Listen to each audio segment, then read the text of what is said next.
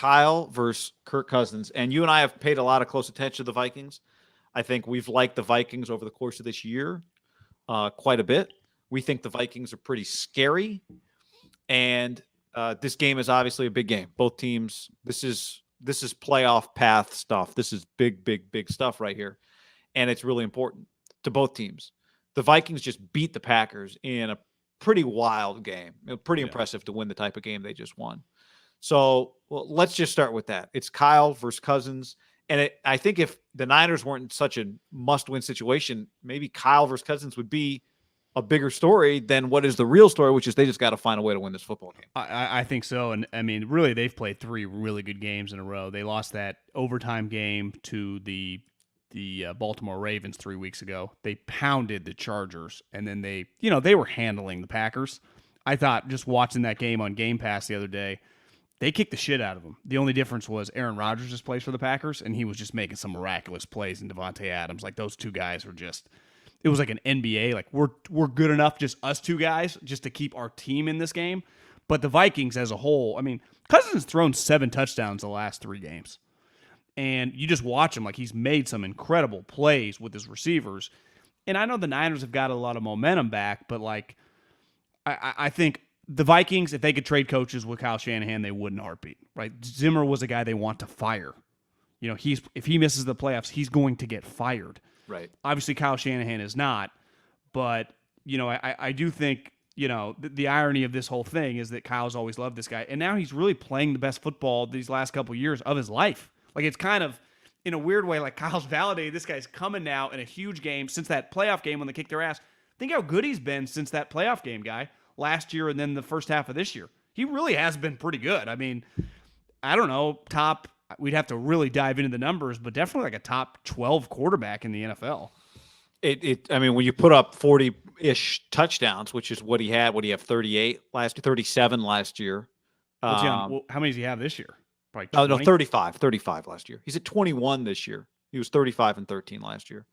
I'm with you. And I think we talked about this a while ago, several weeks ago. Justin Jefferson is a top 5 receiver in the NFL.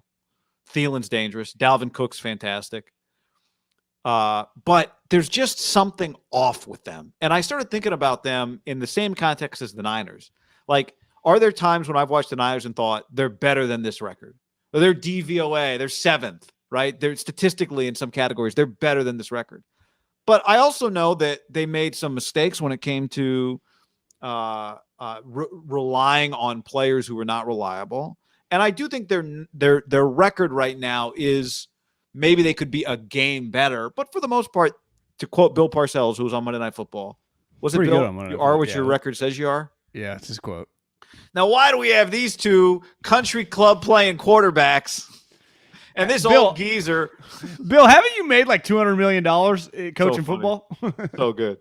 But like the Niners record is about what they are. They can be better, and they've looked better.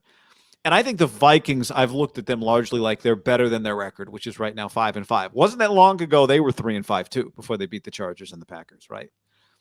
But I also think this about Minnesota. I think there's something fundamentally off about them that will prevent them from ever having really big success. And I think that thing is that their quarterback and their coach are on their most basic levels in their DNA different with their approaches to the game. I think Kirk, for all the big plays he makes, and you're right, he is top half, sometimes top 12, sometimes top 8 quarterback, depending on how he's playing, with the talent around him. Fundamentally wants to play it safe.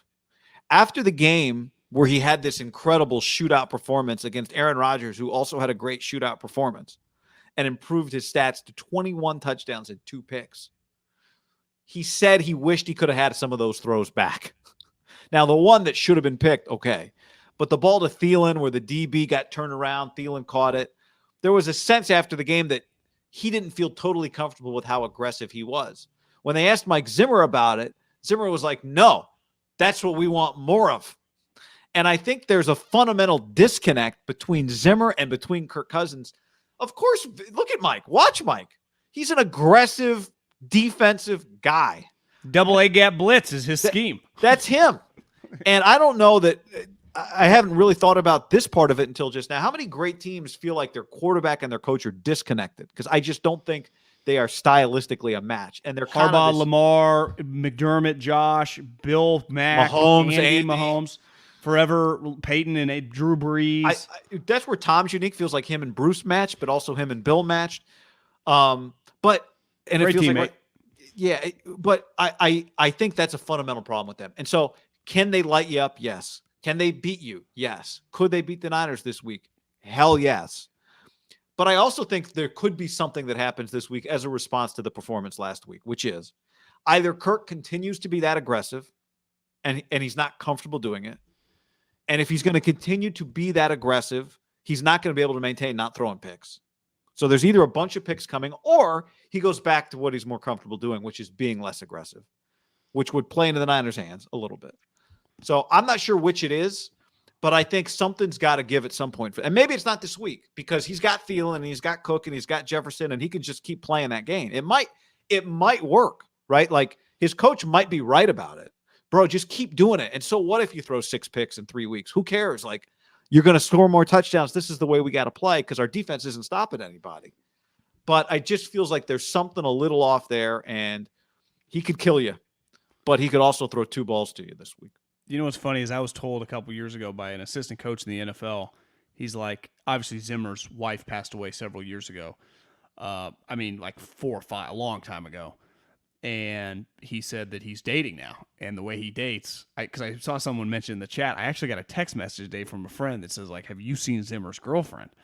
And I don't know I think we've talked about this before, but he was on dating apps like in Minnesota, like on Tinder. You would see like Mike Zimmer. And, he's in his 60s, it's not even a midlife crisis. His wife is gone. Like, you can do whatever you want. But, Cousins is a very religious, I think fundamentally they just don't have that much in common,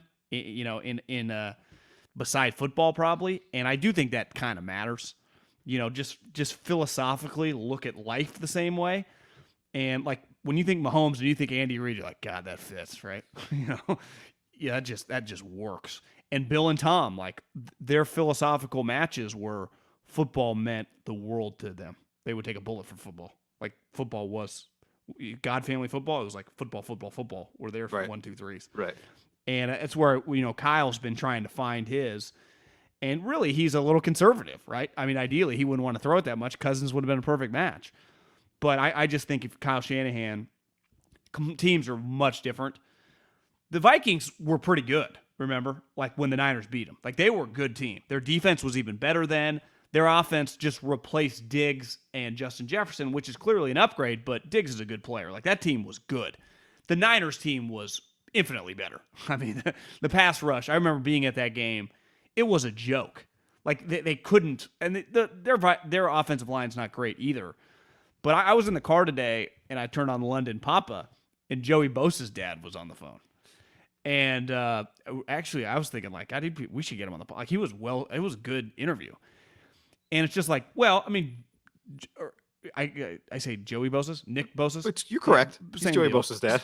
Well, like, they're not going to be able to block Nick, but can all the other Niners just wreck Kirk Cousins all game long? Part of the reason they owned Jared Goff was they were always getting pressure. Like, Bosa gets a lot of pressure, but do the other guys consistently get pressure? That's the thing. Like, I have no worry that 97 is going to get after his ass, but that's, 60 snaps, that might be 7 times, right? Yeah. Do all the other guys, that would leave me a little pause where, going back on that playoff game, I just don't know if it's going to look the same, which means it's going to be much harder. Like if we were unbiased gamblers here, I think Minnesota +3 you'd feel pretty good about. I would feel good about it. I think, that Minnesota game in the playoffs is interesting because what didn't have to happen in that game? The Niners didn't have to throw the football. Well, after the first, remember Jimmy did, and he threw a pick to Kendricks. To Kendricks, right. But which it doesn't fit the narrative that I was about to build. Overly simple that I mentioned on the last pod. Jimmy throws picks, they win. Jimmy doesn't throw picks. Jimmy throws picks, they lose. Jimmy doesn't throw picks, they win. That's the pattern this year. Again, overly simple. I think Cousins threw a couple. He definitely threw one to Richard in that game. I just think there will be some interceptable balls out there if Kirk is playing the way his coach wants him to play. If he's not playing the way his coach wants him to play, then that's okay too, because you feel like the matchup Thielen Jefferson against your guys is favor Vikings. Yeah. So, but I don't think Kirk can play that game every week. I don't think he'll end the season with 5 interceptions if he keeps playing that way. So. But the flip side of that is your quarterback walks the same fine line that theirs does. In fact, Kirk is much better throwing the ball down the field than Jimmy is. Yeah. He's a better player, Jimmy. He is a better player. Yeah. Although, yeah, I think he is. So yeah, we're not talking Grand Canyon like Mahomes to, Daniel Jones or something, but there's Right. Kirk Cousins a better player. If teams could choose, teams would take Kirk Cousins over Jimmy Garoppolo, Yeah. including the Niners. And to me, if those were your two options, you'd go, all right, I've got a cap on what I can be. You're not feeling great. No. So that's the concern for me. It's yes, I know they can score. The question is, what do the Niners have to do to try and score? My prediction, John, Shanahan takes a deep shot on the first play of the game this week. Well, their greatest disadvantage, like the disadvantage for the Vikings from being a good team, is their secondary stinks. And if you're Rodgers look like if you were just throwing some highlights together, this is a top 5 quarterback of all time, you would just take 5 or 6 just plays from that game. You're just kind of rolling out. Whoop! It was oh my God. Him and Devontae were fucking playing games. I mean, it was just, this is a joke. Yeah. But can Jimmy, we'll get into the 2 receivers he's got, but he can't really, that's not really his thing. I'm just going to gunsling today for 320. No, we've been winning with you going about 140. That's right. And so the counter to well, if Kyle takes a deep shot on the first play, does he run on second down? And if that only gets 3 yards, now is he 3rd and 7? And now, have you gotten away from what you've done the last 2 weeks, which is have 18 and 20 play drives to open the game? Because you do look at the Vikings and you think, let's have less possessions, right? That's what you think looking at them play offense.